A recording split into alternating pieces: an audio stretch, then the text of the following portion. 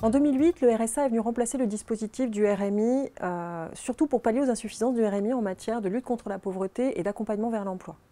Léopold Gilles, vous avez réalisé une étude auprès de près de 400 bénéficiaires du RSA. Pouvez-vous nous dire, pour commencer, ce qui différencie le RMI du RSA? Alors, le RSA a vraiment été fait pour améliorer l'insertion professionnelle des bénéficiaires. À l'époque du RMI, on a constaté qu'un certain nombre de parcours d'insertion étaient en fait des parcours circulaires, c'est-à-dire qu'il y avait peu de bénéficiaires qui accédaient réellement à l'emploi et qui revenaient régulièrement à la case départ. Le RSA a cherché à répondre à cette insuffisance en proposant d'une part une allocation réellement incitative qui garantissent un revenu supplémentaire dès que l'activité augmente, et par ailleurs en renforçant l'accompagnement des bénéficiaires vers l'emploi, notamment avec l'aide de Pôle emploi, le service public de l'emploi. Et alors justement, du point de vue du retour à l'emploi, quel bilan faites-vous? Alors, ce que nous disent les bénéficiaires, c'est deux choses.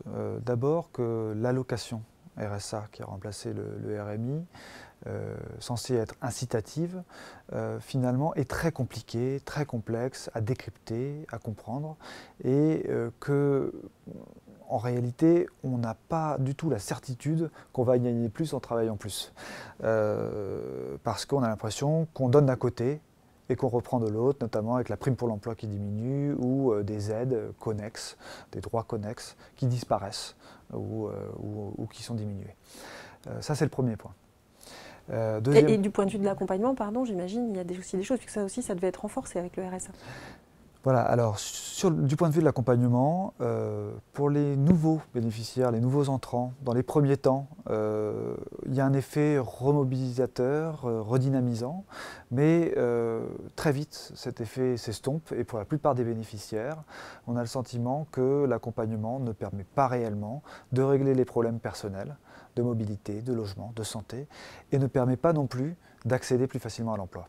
Quelles sont les pistes qui pourraient être explorées finalement pour améliorer les choses?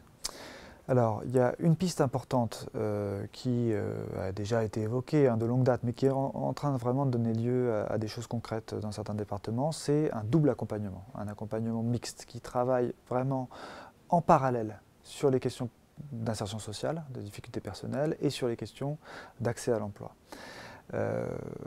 C'est possible dans certains départements, c'est en cours d'expérimentation et on pourra certainement identifier des bonnes pratiques en la matière qui pourront être généralisées.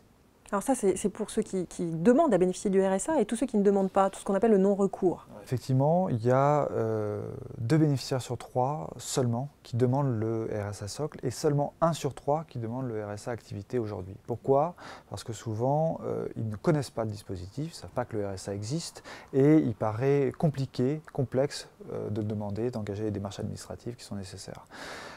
Si le RSA était mieux connu, qu'on communiquait davantage dessus et que peut-être il était simplifié du point de vue de l'accès aux droits, on pourrait espérer que davantage de bénéficiaires y aient accès et du coup que l'effet notamment sur la pauvreté et notamment sur les travailleurs pauvres soit plus important à l'avenir.